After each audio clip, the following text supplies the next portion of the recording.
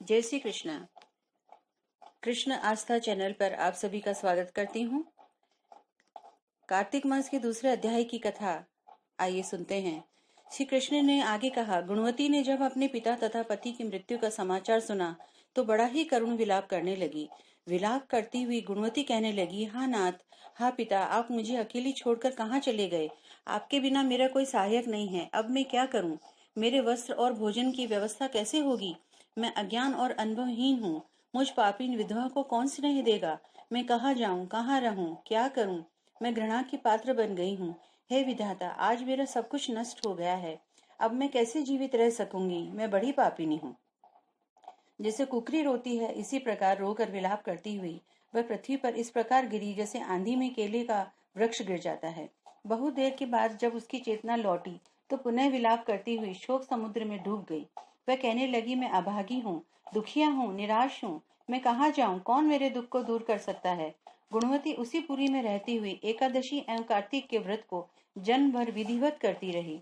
श्री कृष्ण सत्यभामा से कहते हैं, हे प्रिय, मुझे ये दोनों व्रत अत्यंत प्रिय है।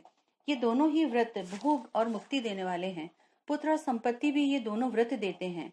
जो व्यक्ति तुला के सूर्य रहते कार्तिक मास में प्रातः स्नान करते हैं, वे चाहे कितने भी पापी क्यों न हो, मुक्ति के अधिकारी बन जाते हैं। जो व्यक्ति कार्तिक के महीने में स्नान, जागरण, दीपदान और तुलसी के पौधे की सेवा करते हैं, वे विष्णु के समान पूज्य होते हैं।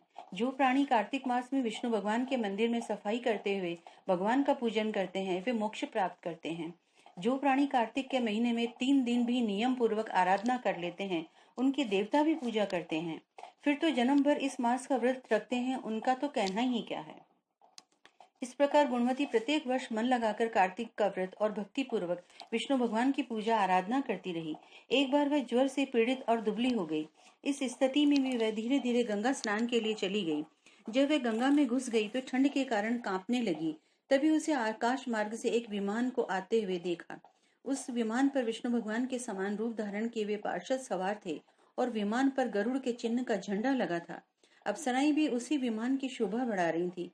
वे पार्षद उस विमान पर गुणवती को चढ़ाकर चमर डुलाते हुए बैकुंठ को ले गए। उस विमान में बैठी हुई वह ऐसी लगती थी जैसे जलती हुई अग्नि की लपटें चमक रही हो। इस प्रकार कार्तिक के व्रत के पुण्य प्रभाव से मेरे पास आ गई। इसके बाद ब्रह्मादि देवताओं की प्रार्थना पर मैं इस लोक में आया तो मेरे साथ गण भी आ गए। हे सत्यभामा, ये सभी यादव मेरे गण हैं। पूर्व जन्म में तुम्हारे पिता का नाम देव शर्मा था और वही इस जन्म में सत्रजीत कहलाता है। उस जन्म में तुम्हारे पति थे, वे ही अब अक्रूर बनकर आए हैं और तुम ही वह गुणवती हो। पूर्व जन्म में किए हुए कार्तिक व्रत के पुण्य से ही मेरी प्रेम पात्र बनी हो।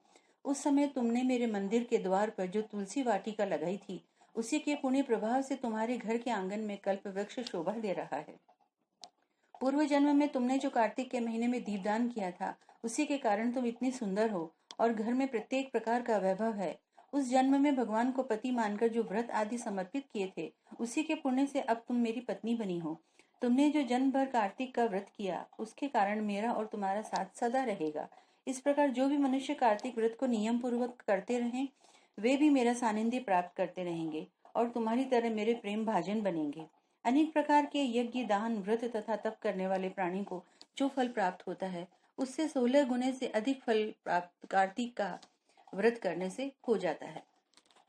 इति श्री द्वितीय अध्याय।